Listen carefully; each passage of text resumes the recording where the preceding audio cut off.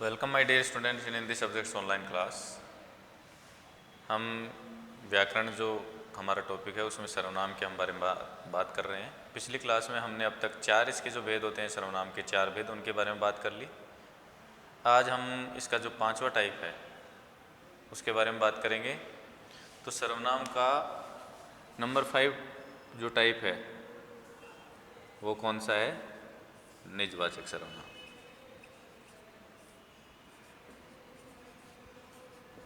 सर्वनाम का 5वां प्रकार है निजवाचक सर्वनाम। निजवाचक सर्वनाम, इसके नाम से क्या पता चल रहा है? निज, अपना। निज शब्द से हमें क्या पता चल रहा है? अपना। जैसे 2 तरह के तंत्र होते हैं, एक होता है निजी तंत्र, एक होता है सरकारी तंत्र। सरकारी में किसी भी वस्तु पर सबका अधिकार होता है और निजी में उस वस्तु पर खुद का अधिकार होता है। तो निजी से मतलब यहाँ निज शब्द आ रहा है ना, तो हम इसकी परिभाषा इस तरह से निकाल सकते हैं कि जो भी वक्ता या लेखक जो है वो अपने लिए जिन सर्वनाम शब्दों का प्रयोग करेगा। वक्ता का मतलब बोलने वाला और लेखक का मतलब लिखने वाला। तो वक्ता या लेखक लिखते समय या बोलते समय जिन शब्दों का प्रयोग अपने लिए करता है वो सब किस में आ जाएंगे? निजवाचक सर्वनाम। इसकी परिभाषा लिख लीजिए।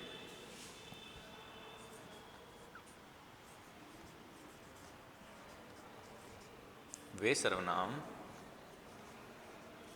जिनका प्रयोग वक्ता, वक्ता का अर्थ होता है, आप कोष्टक में लिख सकते हैं, बोलने वाला।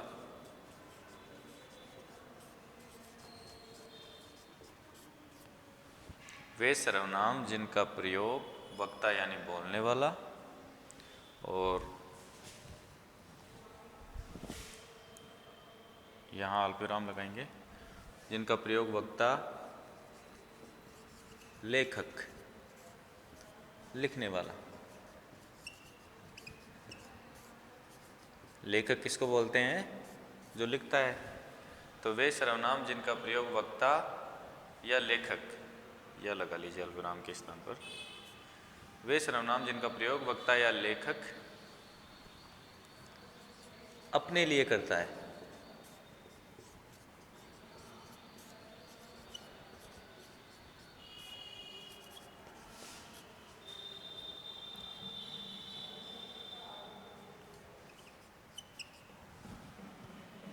ये इसको उधर लिखेंगे, इधर से आपको दिखेगा ना इस साइड। वे सर्वनाम जिनका प्रयोग वक्ता या लेखक अपने लिए करता है निजवाचक सर्वनाम कहलाते हैं।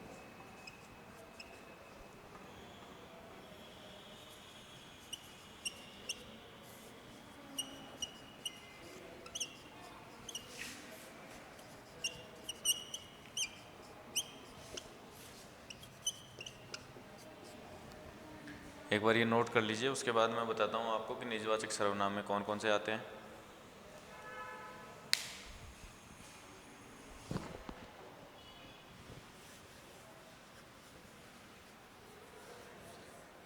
वे सर्वनाम जिनका प्रयोग वक्ता यानी बोलने वाला या लेखक, लिखने वाला, अपने लिए करता है निजवाचक सर्वनाम कहलाते हैं। जैसे मैंने कहा, यह श्यामपट्ट मेरा है, यह श्यामपट्ट मेरा है।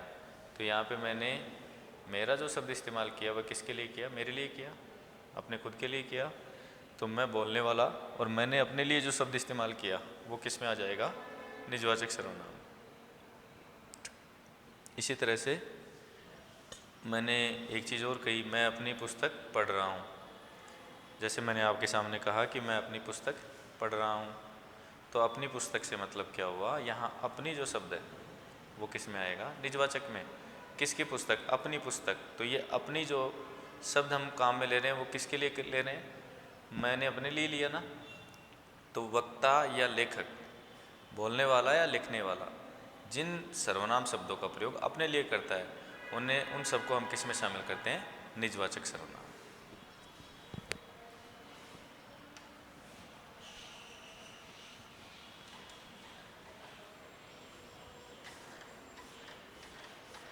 अब हम निजवाचक सर्वनाम के नीचे करके जो परिभाषा आपने लिखी है उसी के नीचे आप लिख लीजिएगा इसके उदाहरण कौन कौन से हैं।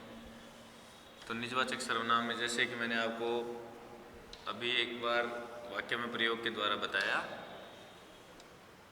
अपनी, इसके अलावा मेरी,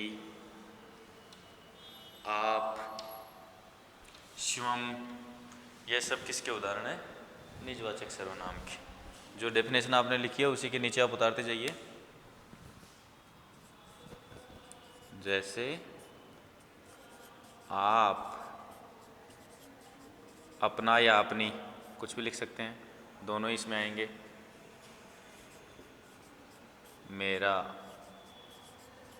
स्वयं इत्यादि, ये सब किस में आते हैं? निजवाचक सर्वनाम।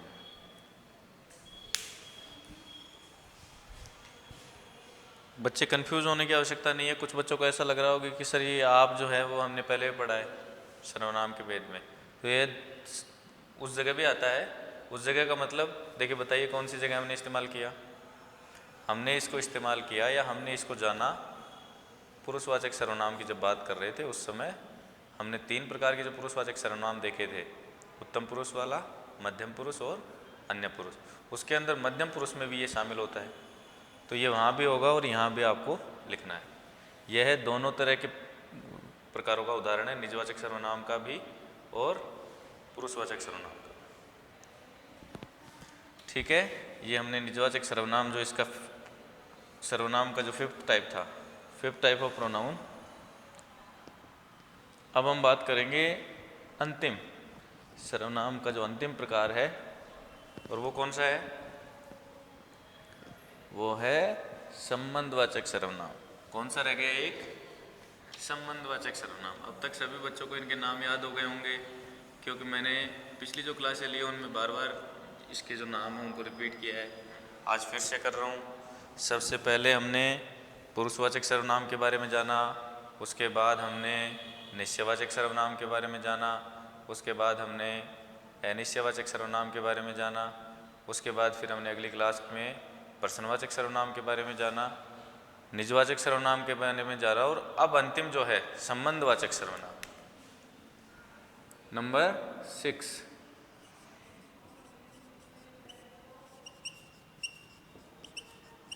संबंधवाचक सर्वनाम। अब इसके नाम से देखो, नाम से समझने का प्रयास करेंगे।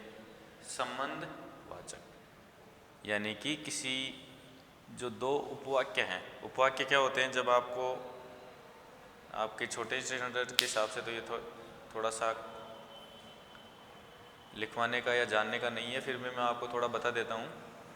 एक होता है वाक्य और एक होता है उपवाक्य। वाक्य क्या होता है? जिसमें बहुत सारे शब्द एक स्थान पर एक व्यवस्थित क्रम में जमे रहते हैं और उनका कोई ना कोई मतलब रहता है। और उपवाक्य का मतलब क्या होता है? उपवाक्य का मतलब वो पूरा वाक्य नहीं है, उससे छोटा है। जैसे मैंने कहा, एक छोटे से एग्जाम्पल से आप समझ लीजिए कि मैं भिंडी की सब्जी खाता हूँ, तो आपको मतलब समझ में आ रहा है। वाक्य का मतलब समझ में आना चाहिए तभी वो वाक्य होगा, वरना तो वह उपवाक्य में आ जाएगा। मैंने आपसे कहा मैं भिंडी की सब्जी खा रहा हूँ, लेकिन मैं आपसे सिर्फ इतना ही कहता मैं भिंडी, तो आप इसका मतलब क्या समझेंगे? मैं भिंडी हूँ, या मैं भिंडी की सब्जी खा रहा हूँ, या मैं भिंडी बाज़ार से ला रहा हूँ, या मैं भिंडी की सब्जी बना रहा हूँ। इसके कई मतलब निकाल सकते हैं। तो वाक्य जो होता है वो पूरा एक मीनिंगफुल होता है, लेकिन उपवाक्य में क्या होता है उसका मतलब आप समझ नहीं सकते। शब्द उसमें रहते हैं और एक से ज़्यादा रहते हैं। जिस तरह से वाक्य में एक से अधिक शब्दों का समूह होता है, उसी तरह से उपवाक्य भी एक से अधिक शब्दों का समूह है, लेकिन उसके जो भी शब्द हैं उनका हम मतलब निकाल नहीं सकते, जैसे मैंने अब उदाहरण के द्वारा आपको समझाया। लेकिन इसका मतलब आप वाक्य का मतलब निकाल सकते हो। तो उपवाक्य आपको समझ में आ गया होगा। उपवाक्य क्या होता है? वाक्य से छोटा। तो संबंधवाचक सर्वनाम में जब किसी एक उपवाक्य के संज्ञा या सर्वनाम का संबंध दूसरे उपवाक्य के साथ बताया जाता है। जैसे मैंने उदाहरण से आपको कहा, जो बोओगे सो काटोगे, जो बोओगे सो काटोगे। तो यहाँ पे बोना और काटना, जो काटने वाला उपवाक्य था उसको सो के द्वारा हमने जोड़ा। मैं आपको उदाहरण के द्वारा समझाता हूँ एक बार। जो बोओगे सो काटोगे। तो यहाँ देखिए जो और सो से मैंने जोड़ा ना इसको, तो ये दोनों किस में आ जाएंगे, संबंधवाचक में। जब एक उपवाक्य के संज्ञा या सर्वनाम का संबंध दूसरे उपवाक्य के साथ दिखाया जाता है जिन सर्वनामों की सहायता से, तो उन सर्वनामों को हम क्या कहते हैं, संबंधवाचक सर्वनाम। परिभाषा लिख लीजिए।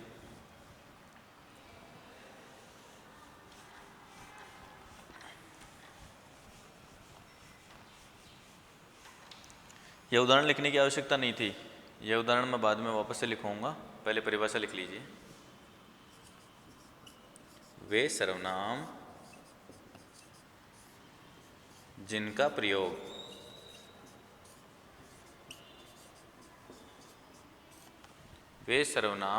प्रयोग एक उपवाक्य के संज्ञा या सर्वनाम का संबंध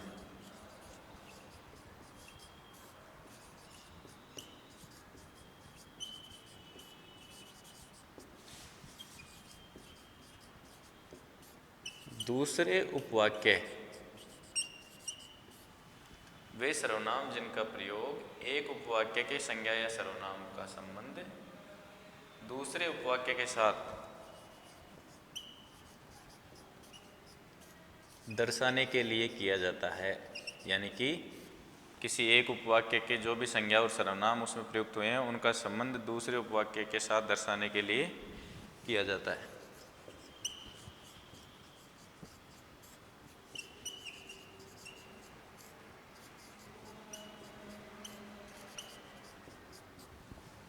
वे सर्वनाम, एक बार मैं रिपीट कर रहा हूँ, किसी बच्चे को अगर दिखाई नहीं दे रहा है तो, वे सर्वनाम जिनका प्रयोग एक उपवाक्य के संज्ञा या सर्वनाम का संबंध दूसरे उपवाक्य के साथ दर्शाने के लिए किया जाता है। यहाँ अल्पविराम लिख कर लगा करके आप लिख लेंगे, संबंधवाचक सर्वनाम कहलाते हैं।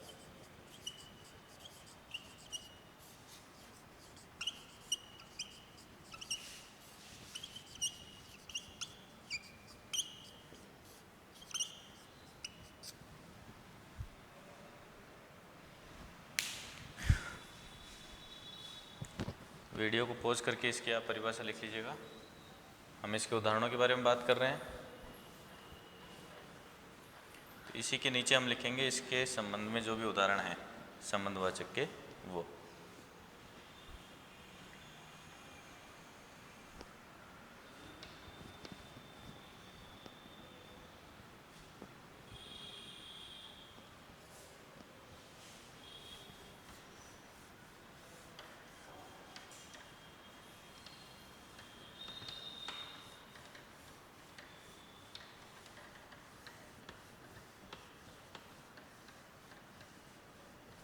संबंधवाचक के उदाहरण कौन कौन से हैं, जैसे करके लिख लीजिए परिभाषा के नीचे ही, जैसे जो, सो, जिसको,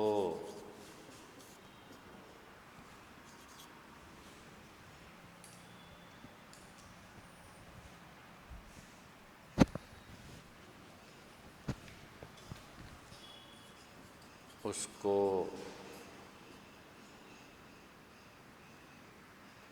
इत्यादि। जिसकी उसकी भी इसमें लिख सकते हैं आप, जो, सो, जिसको, उसको, जिसकी, उसकी, जैसी, वैसी, ये सब किस में आ जाते हैं, संबंधवाचक सर्वनाम के अंदर।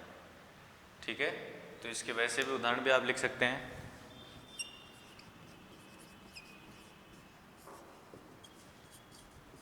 जो बोओगे सो काटोगे, मैंने अभी आपको बताया था।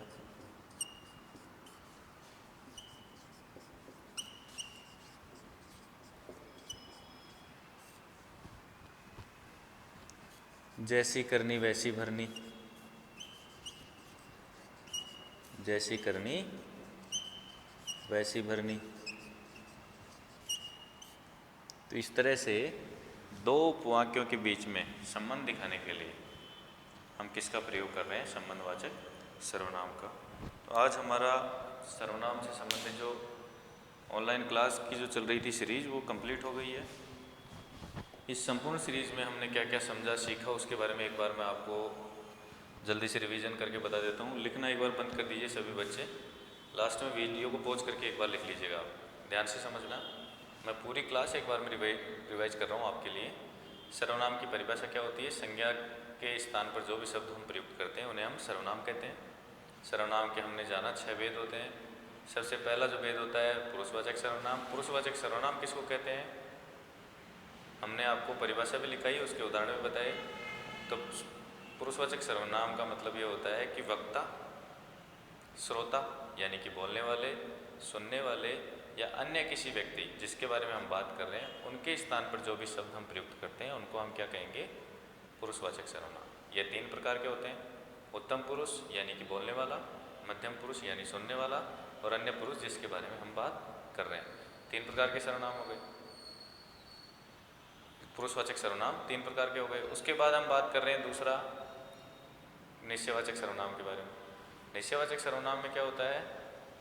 निश्चयवाचक सर्वनाम हमें, या हम कह सकते हैं इसकी परिभाषा कि वे सर्वनाम जो किसी व्यक्ति या पदार्थ के बारे में हमें निश्चित सूचना देते हैं या उसकी निश्चितता का बोध कराते हैं तो हम उन्हें कहेंगे निश्चयवाचक सर्वनाम।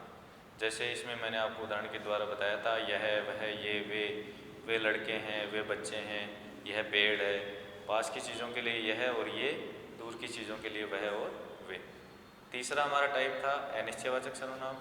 अनिश्चयवाचक सर्वनाम के अंदर हमने देखा कि वे सर्वनाम जो किसी व्यक्ति या पदार्थ की अनिश्चित स्थिति का बोध कराते हैं या अनिश्चितता का बोध कराते हैं। अनिश्चित स्थिति का मतलब, जैसे हमें किसी का ये पता है कि बाहर कोई चीज़ या कोई व्यक्ति है लेकिन वो कौन है उसके बारे में हमें पता नहीं है, तो उसके बारे में निश्चित सूचना नहीं है, तो वो किस में आ जाएगा? अनिश्चयवाचक सर्वनाम में। उसमें हमने देखा था कुछ और कोई, जैसे कोई बाहर खड़ा है, कोई बाइक लेकर के गया है अभी, या फिर दूध में कुछ गिरा हुआ है या पानी में कुछ गिरा हुआ है, तो वो सब किस में आ जाएगा? अनिश्चयवाचक सर्वनाम में। हमने 3 प्रकार बात कर लिए। चौथा हमारा प्रकार है निजवाचक सर्वनाम। निजवाचक सर्वनाम के अंदर क्या होता है कि वक्ता और जो लेखक होता है, जो बोलने वाला है और जो लिखने वाला, अपने लिए जिन शब्दों का इस्तेमाल करेगा उन सबको हम किस में? निजवाचक सर्वनाम में काम में लेंगे। जैसे मैंने कहा यह किताब मेरी है, या फिर यह श्यामपट्ट मेरा है, मैं अपनी पुस्तक पढ़ रहा हूँ, तो यहाँ मेरी, अपनी, ये सब किस में आ जाएंगे? निजवाचक सर्वनाम। चौथा 5वां जो टाइप है वो है प्रश्नवाचक सर्वनाम।